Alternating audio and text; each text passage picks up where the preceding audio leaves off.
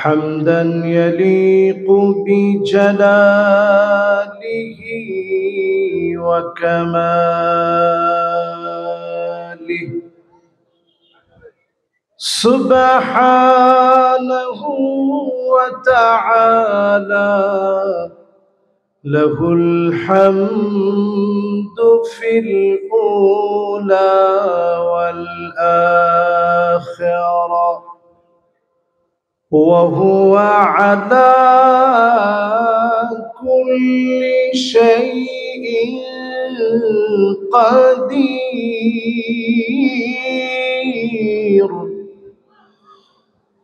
اللهم إنا نشهدك ونشهد ملائكتك وحملة عرشك وجميع خلقك أنك أنت الله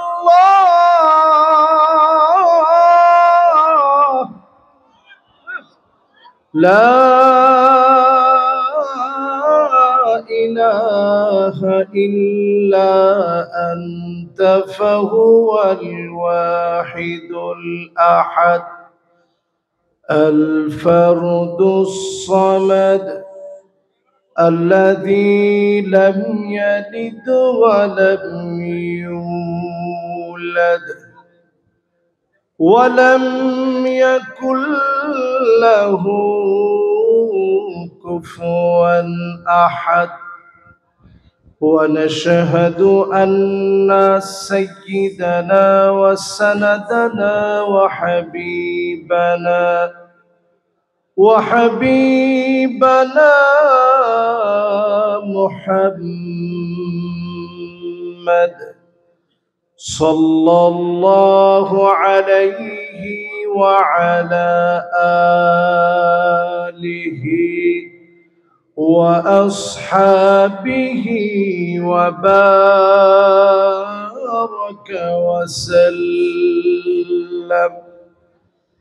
الذي أرسله بالحق بشيرا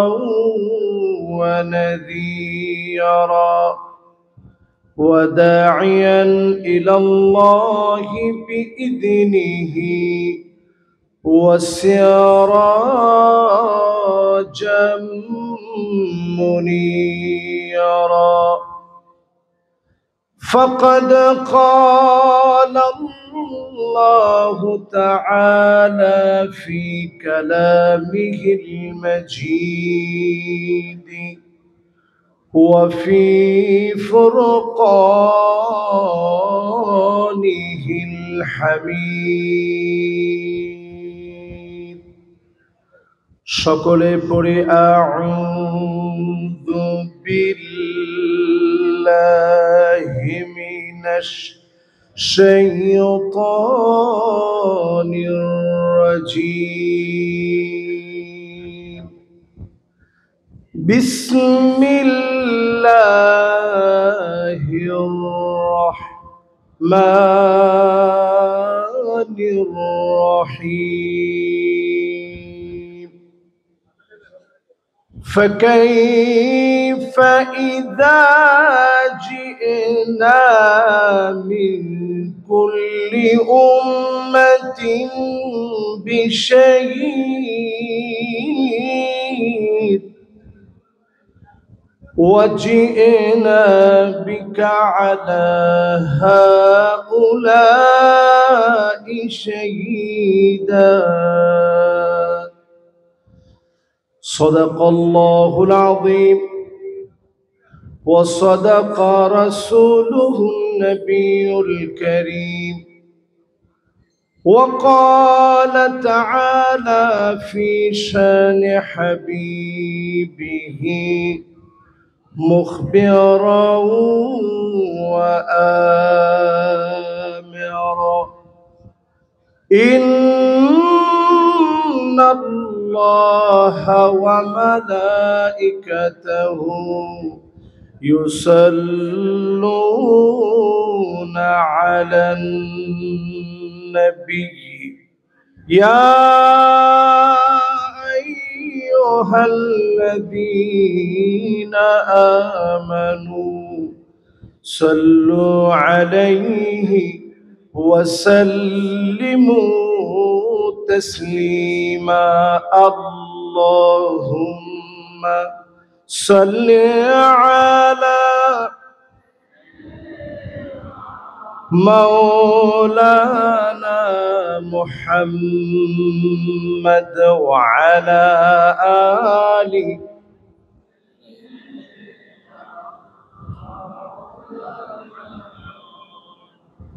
ধন্য গো মা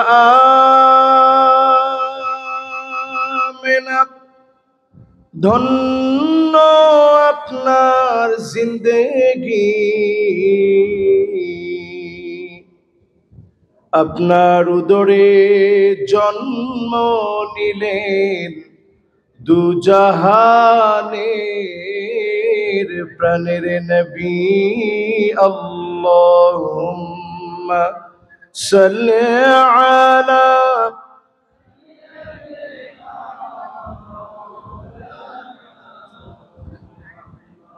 وعلى آل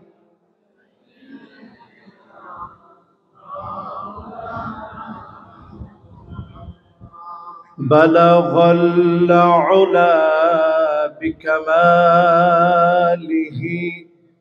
كشف الدجى بجماله حسنت جميع خصاله صلوا عليه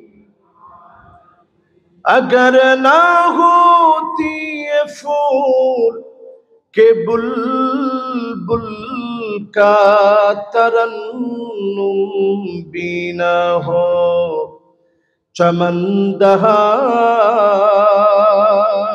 میں گلیوں کا تبسم بھی نہ ہو بلغ العلا بکمالہ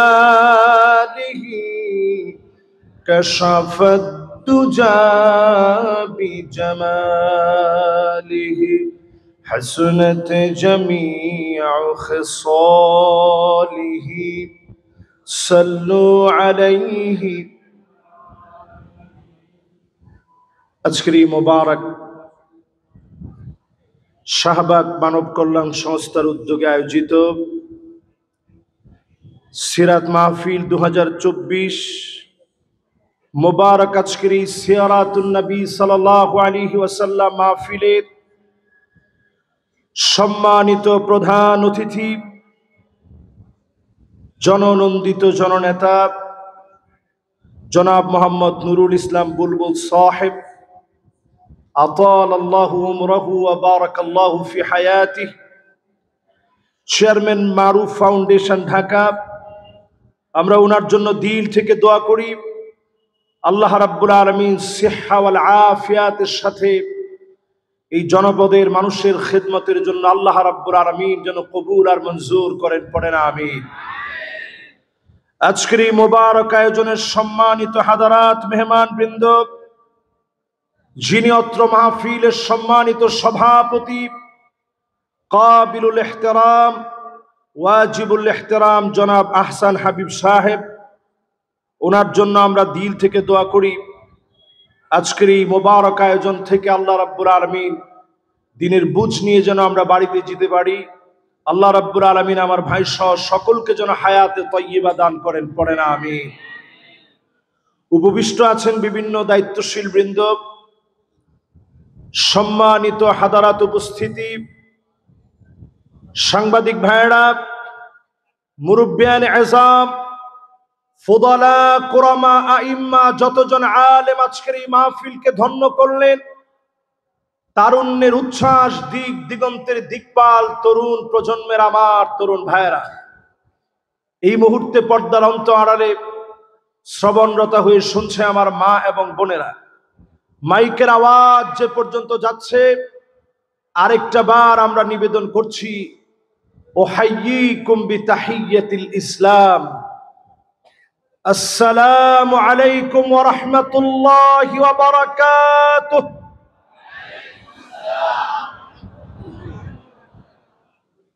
যে মহান মালিক দয়া করে মায়া করে ভালোবেসে 5 আগস্টের আন্দোলনকে সফলতায় পর্যবসিত করে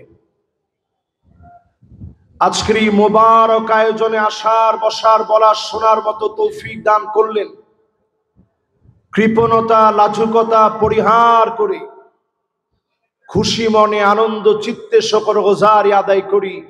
সকলে মিলে পড়ি কালিমাতুশ শুকর আলহামদুলিল্লাহ।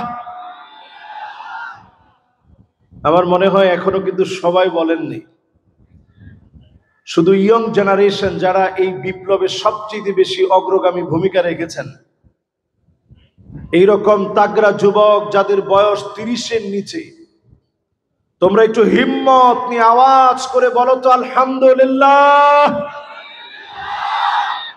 আমি কিন্তু মুরব্বীদেরকে বলিনি, শুধু 30-এর নিচে বয়স যুবকরা বলবে। যুবকরা আরেকটা বার শোনায় দাও তো, জোরে সোরে বলো তো আলহামদুলিল্লাহ।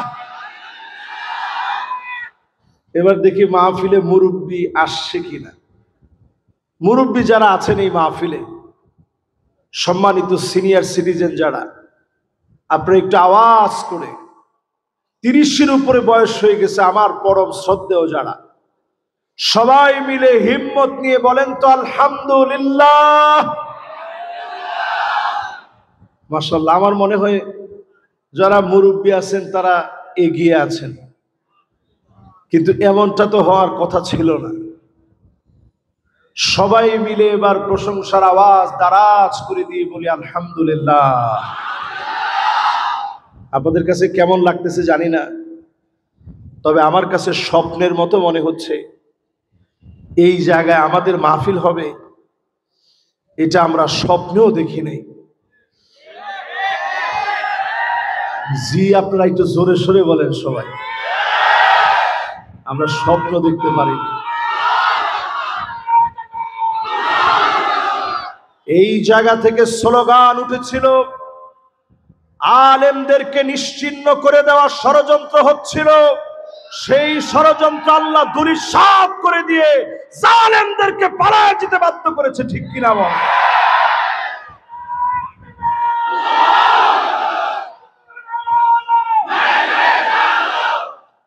এই মাহফিলে যারা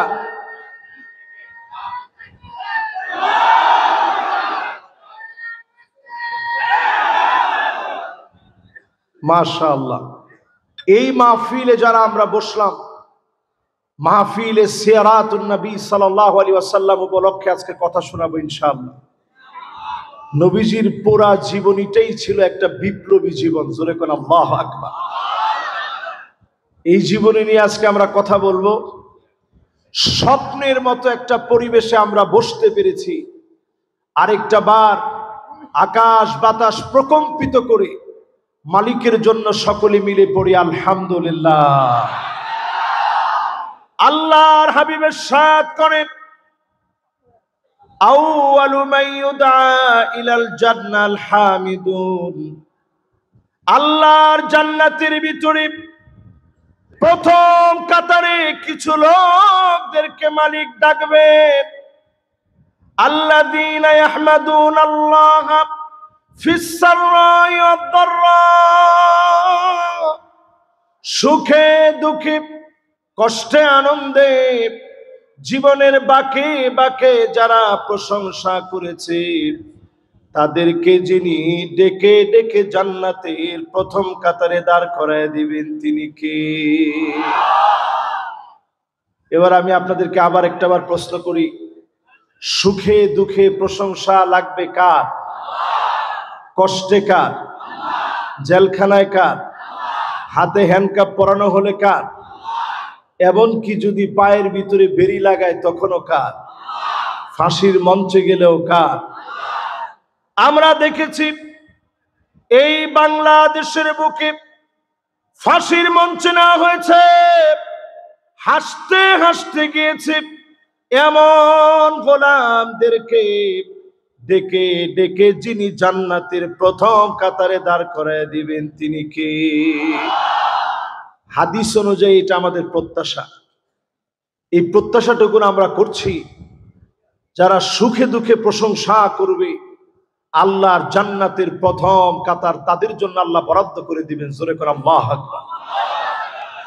শুধু তাই নয়, আল্লাহর হাবিবের সাথ করেন আজাবান লিআমরিল মুমিন ইন্না আমরাহু কুল্লাহু খায়র। মুমিনদের বিষয় বড় আশ্চর্যজনক। মুমিন বিপদে পড়ে যাবে, মুসিবতে পড়ে যাবে, তখনও মালিকের প্রশংসা করবে। মুমিনদেরকে ডেকে ডেকে যিনি জান্নাতি বানায় দিবেন তিনি কে? তাহলে সুখে দুঃখে প্রশংসা লাগবে কার? এই সবকটুকুন যদি আজকের এই মোবারক মাহফিল, এই মাহফিল থেকে, মানব কল্যাণ সংস্থার আয়োজনে আয়োজিত এই মাহফিল থেকে এই স্লোগানটুকুন যদি বাড়ি পর্যন্ত নিয়ে যেতে পারি, প্রশংসা লাগবে কার? এই স্লোগান যদি বাড়ি পর্যন্ত নিয়ে যেতে পারি, বিশ্বাস করেন এ মাহফিল সফলতায়, আজকের এই মাহফিলের উদ্দেশ্য হাসিল হবে। যিনি অবশ্যই আমাদেরকে প্রথম কাতারের মেহমান বানাবেন বলে আশা করছি তিনি কি? শুধু তাই নয় প্রিয় ভাইরা আমার, এই মাহফিলে যারা বসলেন, আল্লাহর জান্নাতের ভিতরে 120টা কাতার হবে। সামানুনা মিন উম্মতি, নবীজির উম্মতদের আল্লাহর জান্নাতের 80 কাতার যিনি পূর্ণ করে দিবেন তিনি কে? এবার একটু আপনারা হিসাব করে বলেন তো দেখি, এটা কিন্তু ঢাকা শহরের নাবি। ঢাকা যেমন সারা দেশের রাজধানী, এই ঢাকার রাজধানীকে যদি আপনি আবার ভাগ করতে যান, সেগুনবাগিচা কিন্তু ঢাকার অন্যতম রাজধানী। এই রকম একটা জায়গায় বসে খুব বুঝ করে বলেন, 120টা কাতারের ভিতরে যদি 80 কাতার শুধু আমরা থাকি, বাকি থাকবে কয় কাতার? ওয়া আরবাউনা মিন সাইরিল উমাম, অন্য সব উম্মতরা মিলে, নবীর উম্মত মিলে আল্লাহর জান্নাতের মাত্র 40 কাতার ভরবে। নবীজির উম্মত দিয়ে 80 কাতার যিনি পূর্ণ করে দিবেন তিনি কে? আপনারা সবাই কি খুশি না বেজার? সেই নবীজির নামে একটা লোকও আমরা বাদ থাকবো না। সবাই মিলে নবীজির নাম শুনে উচ্চ আওয়াজে দরুদ শরীফ পড়বো, একটা লোকও বাদ থাকবো না। সবাই মিলে পড়ি মুহাম্মাদুর রাসূলুল্লাহ সাল্লাল্লাহু আলাইহি ওয়াসাল্লাম। সবাই পড়ছেন? আমি আজকে আলোচনার জন্য তেলাওয়াত করেছি সূরা নিসায়ের 41 নম্বর আয়াত। একটু আওয়াজ করে বলেন তো, সূরা নিসায়ের কত নম্বর আয়াত? আল্লাহ রাব্বুল আলামিন ইরশাদ করেন, ফাকাইফা ইযা জিনা মিন কুল্লি উম্মাতিন বিশাহীদ।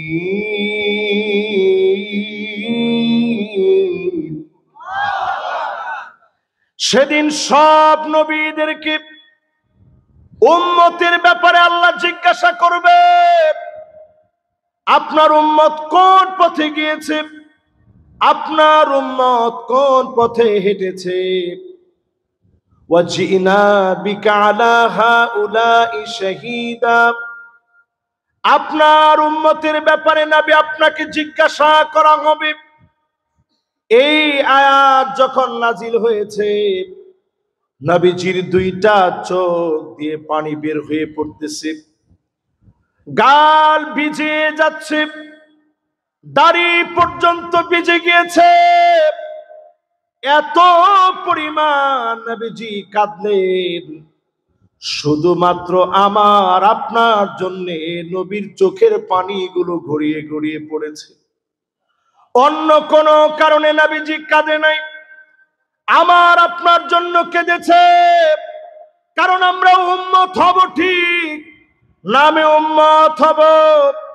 সমাজতন্ত্রের জন্য আমরা আমাদের জীবন বিসর্জন করব, কার্ল মার্ক্সের নীতির জন্য, লেনিনের জন্য, মাও সেতুং এর জন্য জীবন বিলায় দিব। এমন উম্মত এখন জায়গায় জায়গায় আছে না না? এই রকম উম্মতের কারণে নবীজি সেদিন কাঁদতেছিলেন, আল্লাহ কেমন করে আপনার সামনে উম্মতের পরিচয় দিব। যেই নবীর জীবনী ছিল বিপ্লবী জীবন, এই পৃথিবীতে আগমন করার পরে কালেমার দাওয়াত দিতে ভয় করে নাই, কালেমার দাওয়াত দিতে পিছপা হয় নাই। আল্লাহ নবী কাফেরদেরকে ডেকেছে, আবুল আহাব, উতবা সাহেবা, উতবা বিন আবি মুঈদকে ডেকেছে, আবু জাহালকে ডেকেছে, সবাইকে ডেকে নবীজি বলেছে, পাহাড়ের ওই প্রান্ত থেকে কাফেররা মারার জন্য আসতেছে, লোকেরা তোমাদেরকে হামলা করবে জন্য আসতেছে। এই কথা কি তোমরা বিশ্বাস করো? এক বাক্যে সবাই মেনে নিয়েছে, তুমি আলামিন, তোমার কথার মধ্যে কোনো মিথ্যা থাকতে পারে না। আল্লাহ নবী বললেন, তাহলে শোনো, লা ইলাহা ইল্লাল্লাহু মুহাম্মাদুর রাসূলুল্লাহ। সঙ্গে সঙ্গে হাতের মধ্যে উঠে গেছে, তাব্বা লাকা ইয়া মুহাম্মদ আলি হাযা জামাতানা, ও মুহাম্মদ তোমার ধ্বংস হোক, এই জন্য কি আমাদেরকে জামায়াত করেছ? আজ যদি চিন্তা করেন, আলেমদেরকে সবার ভালো লাগে, খতিবের কথা শুনতে ভালো লাগে, খতিবের কথা শুনি, বক্তারা শুনি, কিন্তু যদি আজকের মাহফিলে বলি 53 বছর সব দেখলাম, সব দেখা শেষ, সামনে হবে আল কোরআনের বাংলাদেশ।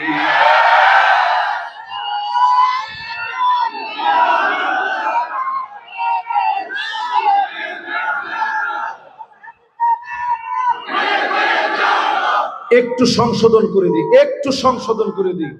ঘরে ঘরে সারা জীবনই জ্বালাইছেন, আর কত ঘরে ঘরে জ্বালাইবেন? স্লোগানটা এখন ইমান দীপ্ত কণ্ঠে পার্লামেন্টে জ্বালানোর জন্য দেওয়া উচিত, ঠিক কিনা বলে?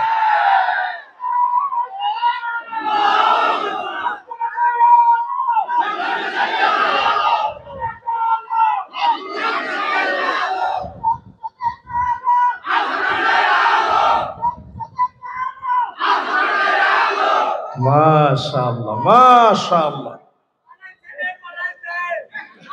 থাক থাক থাক, না পালাইছি তো পালাইছি, তো সবাই জানে, ঠিক না ভাই?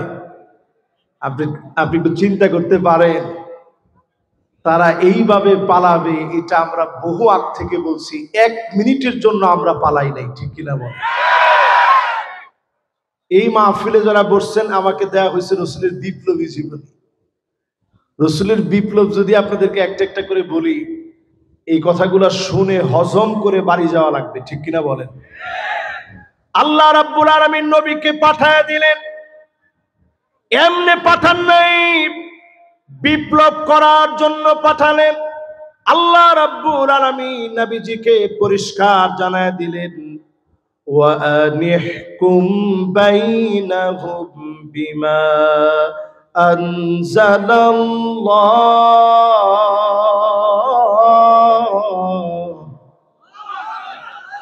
নবী বিচার করা লাগবে কোরআন দিয়ে।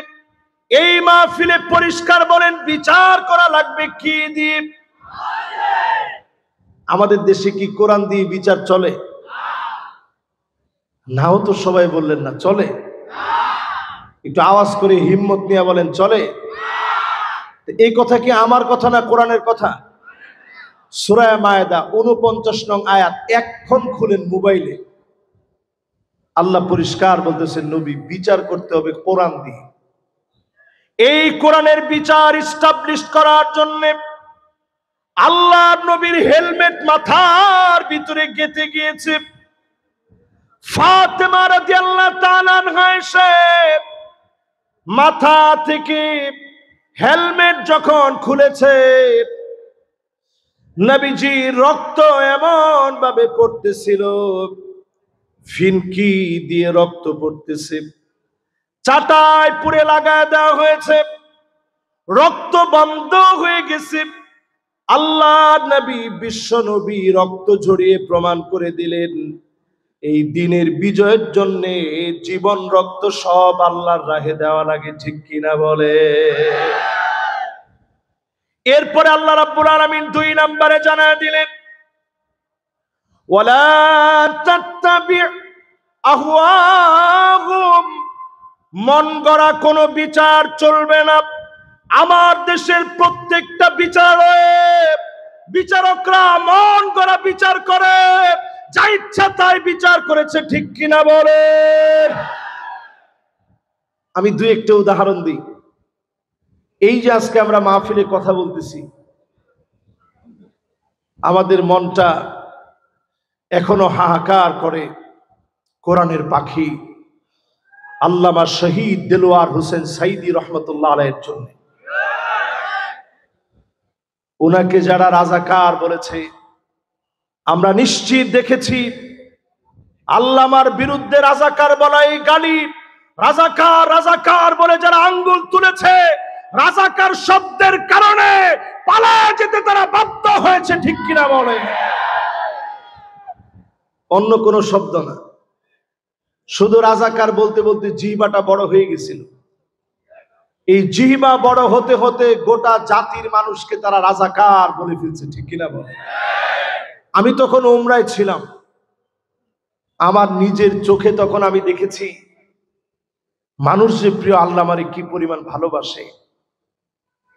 আমি নিজের চোখে দেখেছি, কান দিয়ে শুনছি, মানুষ মুলতাজামের ভিতরে দাঁড়ায়া, কাবার দরজা আর হাজরে আসওয়াদের মাঝখানের মুলতাজাম, এই মুলতাজামে বুক ঠেকা দিয়া ফুপায়া জালেমদের বিরুদ্ধে চিৎকার করে বাঙালিরা দোয়া করতেছিল। আমার কাছে মনে হয়েছে জালেম এবার টিকতে পারে না, ঠিক কিনা বলে। তাহলে আপনার কাছে কি মনে হয় এই দোয়া কি একদিন হয়েছে? এই দোয়া 16টা বছর ধরে মানুষ করেছে। এমন কোন দিন নাই এই দোয়া করে নাই। আপনার কাছে মনে হবে এতদিন কেন সময় নিয়েছে। কান্নাহুম ইয়াওমা ইয়ারাউনাহা লাম ইয়ালবাসু ইল্লা আশিয়াতান আও দুহাহা। অন্য আয়াতের ভিতরে আল্লাহ বলেন কালফি সানাতিন মিম্মা তাউদ্দুন, একদিন, 2 দিন, 3 দিন, এইভাবে গুনতে গুনতে 1000 বছর যখন গুনবেন, আল্লাহর কাছে মাত্র পার হয়ে যাবে একদিন। জোরে কোন আল্লাহু আকবার। তাহলে এই যে যারা ক্ষমতায় ছিল 16 বছর, আল্লাহর কাছে মাত্র কয়েক সেকেন্ডের মতো। আর একটু জোরে কর। এই 16টা বছর ধরে আমার অনেক ভাইকে ঘুমাইতে দেয় নাই। এখন তারা 16 দিনও বাহিরে ঘুমায় অভ্যাস করতে পারে না, আমাদের হাতে পায়ে এসে ধরে, ঠিক কিনা বলে।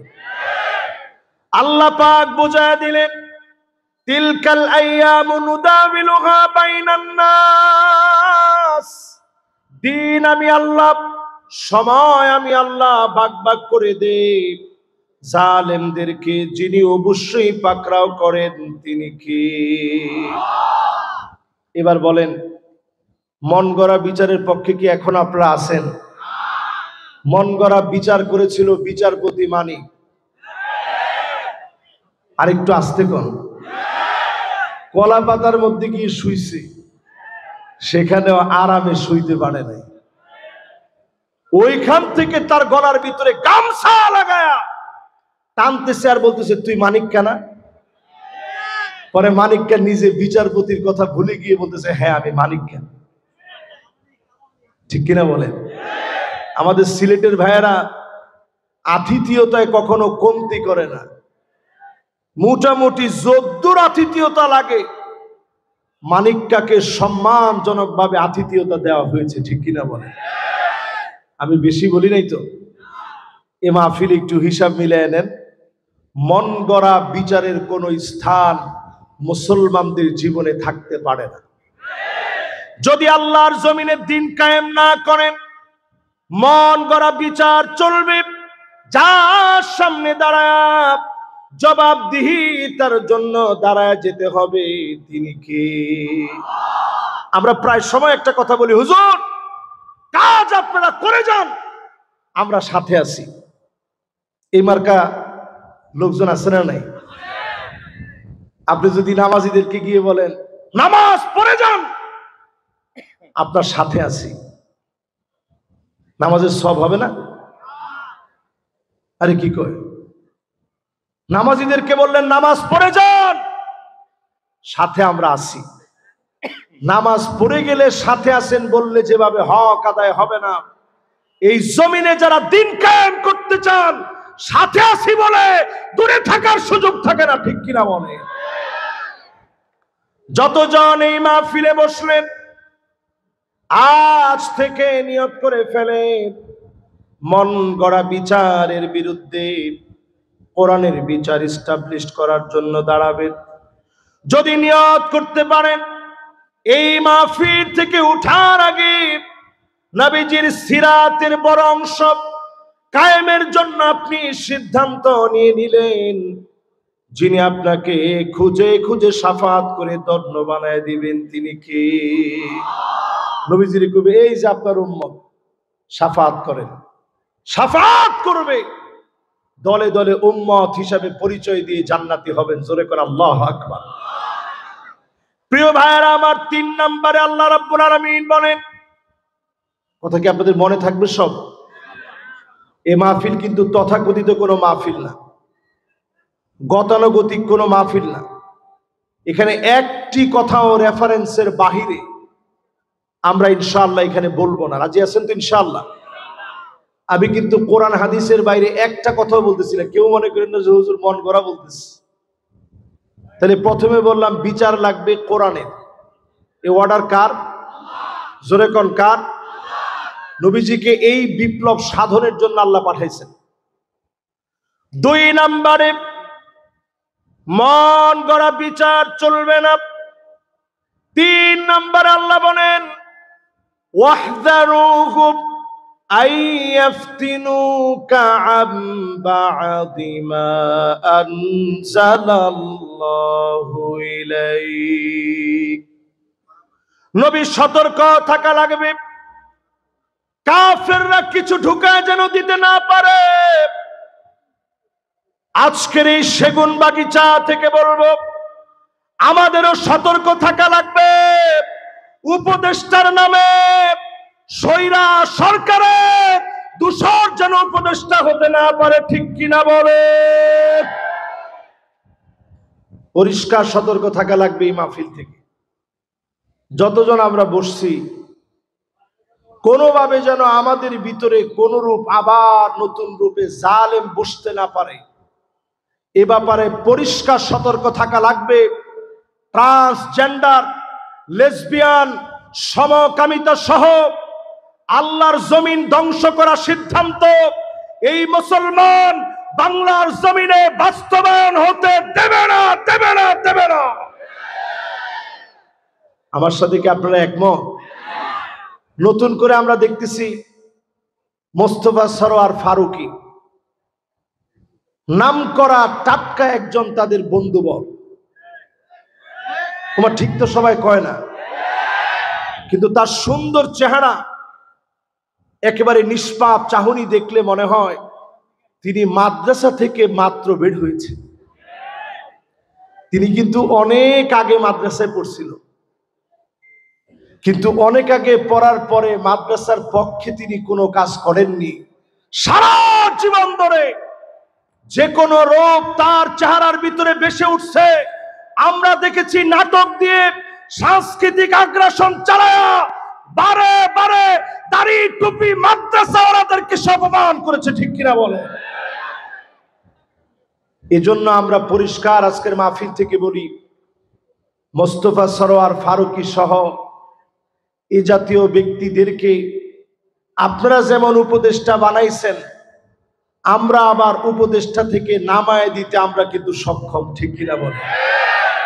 জাতি শুধু দেখতেছে, কোরআন বলছে সতর্ক থাকা লাগবে। আমরা সবাই সতর্ক দৃষ্টি রাখছি। যদি আপনারা এই সতর্কতাকে দুর্বলতা মনে করেন, নিশ্চিত বাংলাদেশে আবার আবু সাইদ মুগ্ধ যেভাবে রক্ত দিয়েছে, আবু সাইদ আর মুগ্ধের মতো করে আমরা থেমে যাব না। আমরা আবার বলবো, উই ওয়ান্ট জাস্টিস। বাংলাদেশে ইনজাস্টিস কোনো কিছু হবে, হতে দেব না, দেব না, দেব না, ঠিক কিনা বলেন?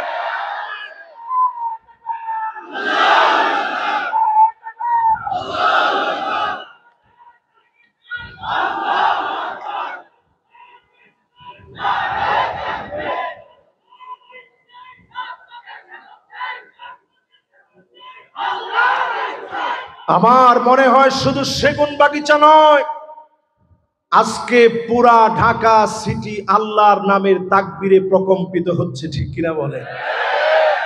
নতুন কিন্তু একটা ষড়যন্ত্র চলতেছে। নারায়ে তাকবীর স্লোগান সুকৌশলে আমাদের মতো লেবাসদারি কিছু ভাইরাই বলতেছে, নারায়ে তাকবীর স্লোগানটা দিয়েন না। কি স্লোগান দিবেন? লিল্লাহে তাকবীর। আরে কথা কয় না। যদি আপনারা কথা এটাই বলেন, লিল্লাহে তাকবীর, এটা হাদিসের মধ্যে নাই। আজকের এই বিরাট মাহফিলে আমি বলে গেলাম, হাজার হাজার মানুষের উপস্থিতিতে আমি বলে গেলাম লিল্লাহে তাকবীর, এটা হাদিসের মধ্যে নাই। বদরের প্রান্তে রাসূল যে স্লোগান দিয়েছেন, তাকবীর, আল্লাহু আকবার। জোরে কর, একজন দেন তো দেখি স্লোগানটা।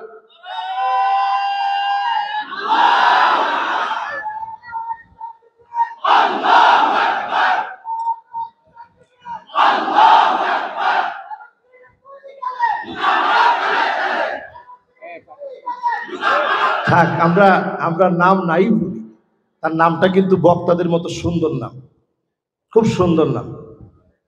আমি সম্মান আর শ্রদ্ধা রেখেই বলছি, ফারুকী সাহেবকে কেন বসানো হয়েছে আপনারা সবাই জানেন না।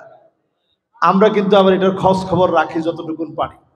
সাংস্কৃতিক একটা আগ্রাসন চালানো হবে সামনে আমাদের দেশে। ভারতীয় অপসংস্কৃতি কিভাবে চালায়া দেওয়া যায় আমার দেশে, এই পুরো তৎপরতার জন্য সে নায়ক হিসেবে কাজ করবে। অন্তত আমরা এটা হতে দেব না, ঠিক কিনা বলে? এটাই প্রতিবাদ। এবার এই মাহফিল থেকে আমরা পরিষ্কার করে বলি, যতজন আমরা বসছি 3 নাম্বার পর্যন্ত আপনাদেরকে রাসূলের বিপ্লবী জীবনের বাস্তবায়ন শোনাইছি। এবার 4 নাম্বার। কয় নাম্বার? 4 নাম্বারে যতজন এই মাহফিলে বসলাম, খেয়াল দিয়ে শুনেন। আল্লাহ রাব্বুল আলামিন বলেন, ফাইন তাওয়াল্লাউ ফাআলাম আন্নামা ইউরিদুল্লাহু আইয়ুসিবাহুম বিবা'দি যুনুবিহিম। নবী, এরপরেও যদি কেউ ঘাড় তেরামি করে, কি তেরামি? এরকম ঘাড় তেরা লোক আমাদের সমাজে আছে না নাই? আরে ধর, মোল্লাদেরকে দিয়ে কিছু হবে না। 100 বছরও মোল্লারা কিছু করতে পারবে না। এরকম ঘাড় তেরামি যদি আপনি করেন, কোরআন বলছে বড় বড় গুনাহের জন্য না, বিবা'দি যুনুবিহিম, কিছু কিছু গুনাহের জন্য আমি আল্লাহ ধরব। এমন আযাব আসবে, আসমান থেকে আযাব আসবে, জমিন থেকে আযাব আসবে। এই জমিন প্রকম্পিত হবে, একটার পর একটা গজব দিয়ে যিনি পরীক্ষা নেবেন তিনি কে? হতে পারে যে জালিম গেছে, এর চাইতে বড় জালেম কাদের উপরে বসায়া দিবে, আলেমদেরকে ধরে ধরে লটকায় রাখা হবে। এখন তো আপনারা ঠিক বলবেন না, আর একটু আস্তে বলেন। ঠিক, এই জন্য আজকের মাহফিল থেকে আমি কোরআন থেকে বলছি, ঘাটতের আমি বাদ দেন, সবাই এক হওয়ার চিন্তা করেন। কিন্তু আমি স্পষ্ট জানি এই মাহফিলে আমি হাজার লক্ষ বার বললেও আপনারা আসলে এক হবেন না। এক হবেন তখন আবার ঘাড়ের উপরে যখন মার পড়বে, রক্ত প্রবাহিত হতে হতে টাকনু পর্যন্ত যখন পৌঁছায় যাবে, পিছে তাকানোর সুযোগ যখন পাবেন না, তখন সবাই এক হবে। ঠিক কিনা বলেন? এরপরে 5 নম্বরে আল্লাহ রাব্বুল আলামিন বলেন, وَإِنَّ كَثِيرًا مِنَ النَّاسِ لَفَاسِقُونَ।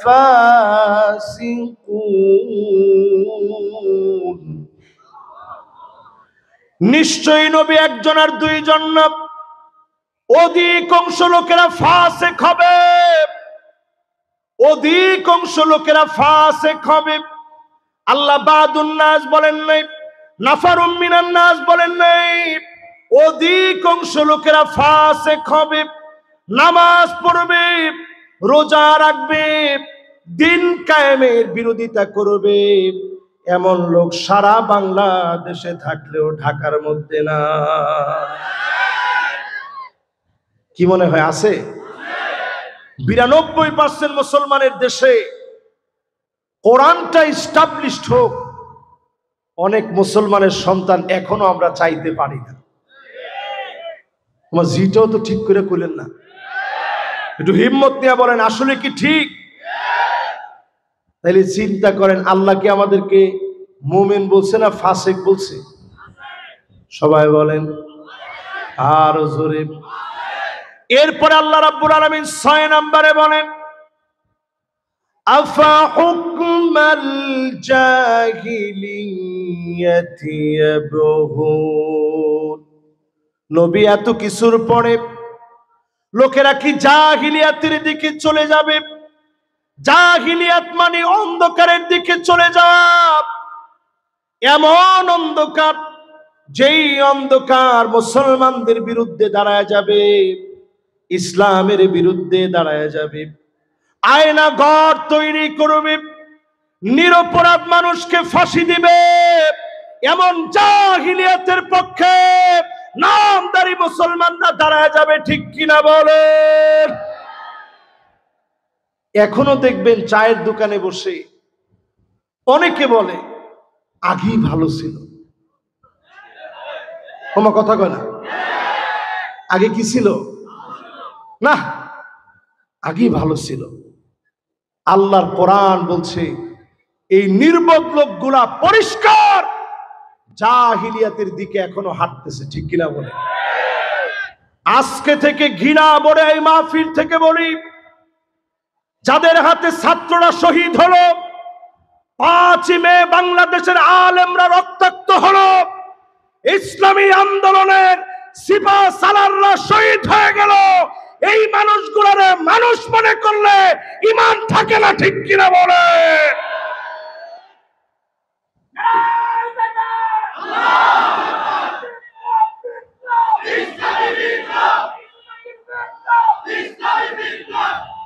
এরপরে আমি একটু শর্টকাটে আপনাদেরকে একটু দলিল দিই।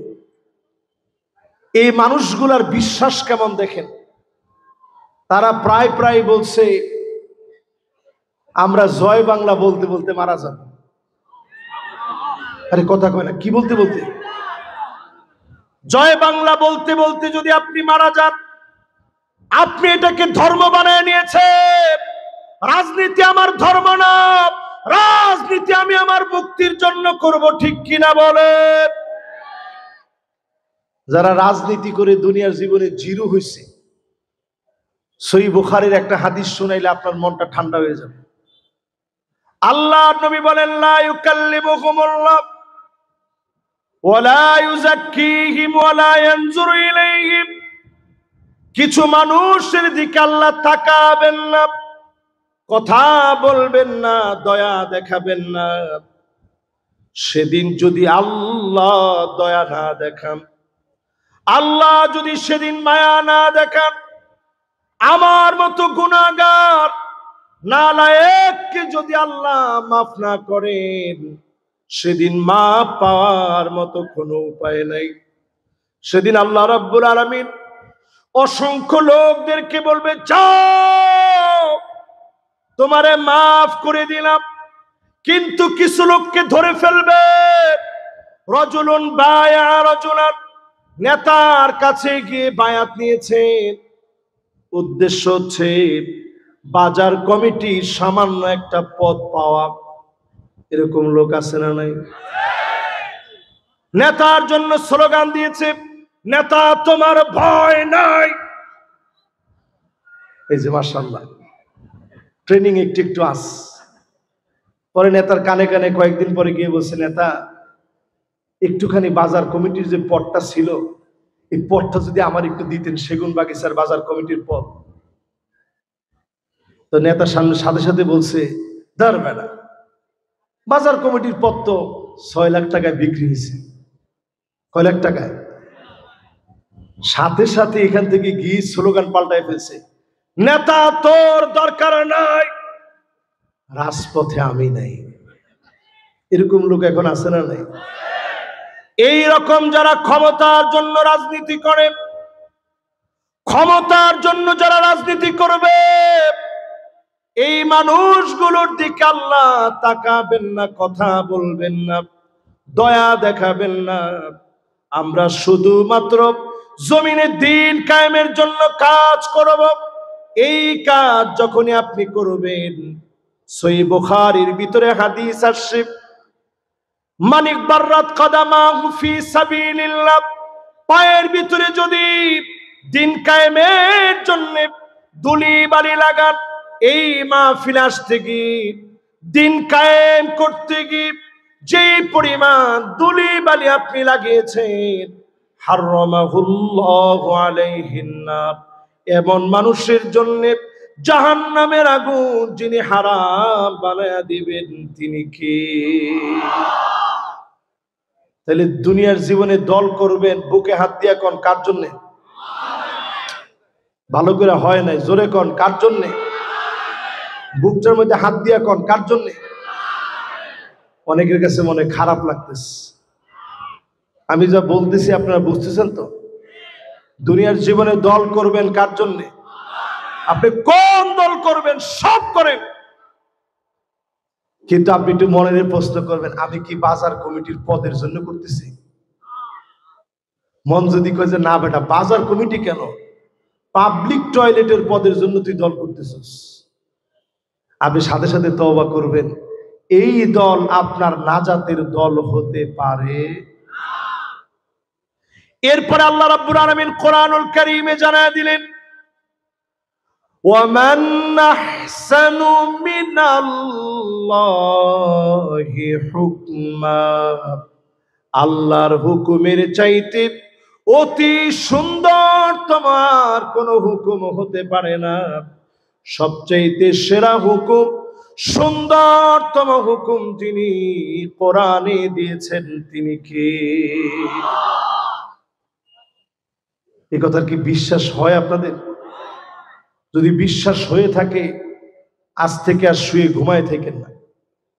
এরপরে সর্বশেষ 8 নম্বরে কোরআনুল কারীম আল্লাহ রাব্বুল আলামিন জানান, লিকাউমি ইউকিনুন, ও নবী, প্রবল বিশ্বাসী লোক যারা হবে, তারাই কেবল কোরআনের দিকে আসবে। আর যদি আপনার বিশ্বাসের কমতি থাকে, এই কোরআনের দিকে আপনি আসবেন না, ভয় ভীতি আপনাকে পাবে। যারা কোরআনের দিকে আসবে, কোরআন বিজয়ের স্বপ্ন দেখবে, ইসলাম বিজয়ের তামান্না থাকবে, 100 বছরেও যদি কিছু না হয়, বিজয় অর্জন করলে যেমন সওয়াব হতো, সমপরিমাণ সওয়াব যিনি দান করে দিবেন, তিনি কে? এবার আসেন, সূরা নিসার কত নম্বর আয়াতে তাফসীর শোনাচ্ছিলাম, খেয়াল আছে? তোমার সবার তো খেয়াল নাই, কত নাম্বার? আরো জোরে বলেন। আল্লাহর নবী আমার আপনার জন্য কাঁদবে, কেন কাঁদবে? এই জন্য কাঁদে অধিকাংশ লোকের এখনো ইসলাম বুঝি নাই। আল্লাহ নবী সেদিন জান্নাতে প্রবেশ করবে, দরজার মধ্যে যখন নকটা করবে, ফেরেশতারা বলবে, কে গো তুমি? আল্লাহ নবী বলবে, আনা মুহাম্মদ, আমি মুহাম্মদ সাল্লাল্লাহু আলাইহি সাল্লাম এসেছি। বিকাউমিরতু লা আফতাহু লিআহাদিন ক্বাবলাক, কারোর জন্য জান্নাতের দরজা খুলি নাই। নবী আজকে আপনি আসেন, জান্নাতের দরজা আপনার জন্য উন্মুক্ত হয়ে গেছে। জোরে কোন আল্লাহু আকবার। আল্লাহ নবী জান্নাতের ভিতরে প্রবেশ করবে, যা মাত্র উম্মতের কথা মনে পড়বে, নবীজি সঙ্গে সঙ্গে বলবে, আয় আল্লাহ, অন্য কোন নবীর উম্মত জান্নাতের ভিতরে যেন আসতে না পারে, হাত্তা তাদখুল উম্মতি, আগে আমার উম্মত গুলো আসবে, অন্য সব নবীরা তারপরে আসবে। অন্য সব নবীদের আগে নবীর উম্মত দিয়ে যিনি জান্নাত ভরপুর করে দিবেন তিনি কি? এবার আসেন নবী কেমন মহব্বত করে গেছে দুই একটা প্রমাণ শোনাই, তাহলে নবীজির বিপ্লবটা বুঝতে আপনাদের সহজ হবে। আল্লাহ নবী এত মহব্বত করতেন, আম্মা জান আয়েশা বলেন, প্রায় রাতে ছোট্ট ঘরের ভিতরে কান্নার আওয়াজে ঘুম ভেঙে যেত। আমি আয়েশা আমার কানটাকে নবীজির জবানের সামনে নিয়ে যেতাম, কি বলে নবীজি এত কাঁদে। যখনই জবানের সামনে নিয়ে যেতাম আমি শুনতাম অন্য কোন কিছু বলে আল্লাহর নবী কাঁদে না, শুধুমাত্র নবীজি কান্দে আর আল্লাহর কাছে বলে।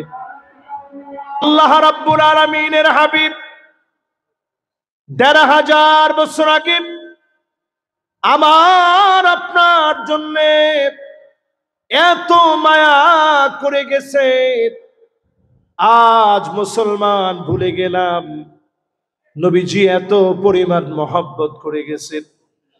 আল্লাহর নবী বলেন, ওয়াদিতু লাউ রাইনা ইখওয়ানানা, আমার মন বড় চায় এক নজর যদি আমার ভাইগুলাকে দেখতে পেতাম। সাহাবায়ে কেরাম প্রশ্ন করলেন, ওগো নবীজি, আমরা কি আপনার ভাই নই?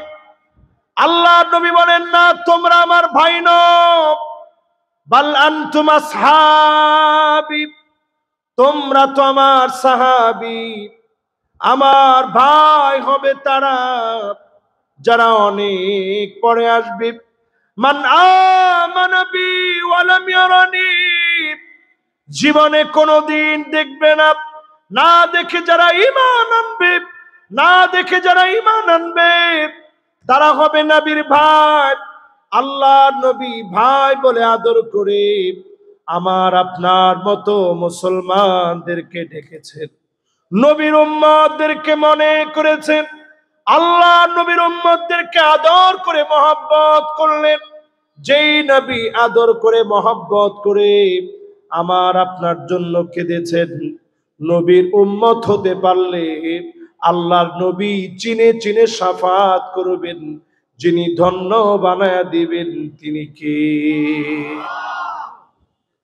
এবারে মাহফিলে নবীজির বিপ্লবী জীবন থেকে জিহাদের অধ্যায়কে যারা নবীজির জীবনী মনে করে না, এরা কি আসলে সত্যিকারের মুমিন হতে পারছে? আরে কথা কয় না, পারছে? আপনি যদি জিহাদকে বাদ দিয়ে দেন, ইসলাম নামক গাছকে বাঁচায় রাখতে কখনো কখনো জীবন দেওয়া লাগবে, কখনো কখনো রক্ত দেওয়া লাগবে। এই জীবন যারা দিবে, একদিকে চক্ষু বন্ধ হবে, অন্যদিকে যিনি জান্নাতি বানায়া দিবেন তিনি কে? উহুদের প্রান্তে 70 জন সাহাবী শহীদ হলো। এর মধ্যে একজনের নাম ছিল আব্দুল্লাহ। জোরে কোন কি নাম? আমাদের এইখানেও বসা আছে অনেকের নাম আব্দুল্লাহ, এরকম আছে না? আব্দুল্লাহ ছিল সাহাবীর নাম। উহুদের প্রান্তে শহীদ হয়ে শাহাদাতের মর্যাদা নিয়ে দুনিয়া থেকে বিদায় নিলেন। আল্লাহ পাক নিজে আব্দুল্লাহকে ডাকলেন, আল্লাহ পাক নিজে কথা বললেন, আব্দুল্লাহ তোমার কি মনে চায় আমাকে বলো। আব্দুল্লাহ বললেন, আল্লাহ আমার মনে চায় আবার আপনি উহুদ প্রান্তে পাঠায় দিবেন, আমি আমার জীবনটাকে আল্লাহর রাহে কুরবানি করে দিব, আল্লাহর রাহে আমি শহীদ হয়ে যাব, আবার আসব, আবার পাঠায় দিবেন, 1000 বার আসব, 1000 বার আপনি আবার পাঠায় দিবেন, বারবার আল্লাহর রাহে জীবন দিয়ে দিব। আল্লাহ পাক বললেন, আব্দুল্লাহ তা সম্ভব না, তুমি আমার কাছে শহীদ হিসাবে সম্মানিত। আল্লাহ পাক নিজে বিশ্ব নবীকে ওহী করে জানায় দিলেন, আমার আব্দুল্লাহর সঙ্গে খোদ আল্লাহ নিজে কথা বলেছে। জোরে কোন আল্লাহু আকবার।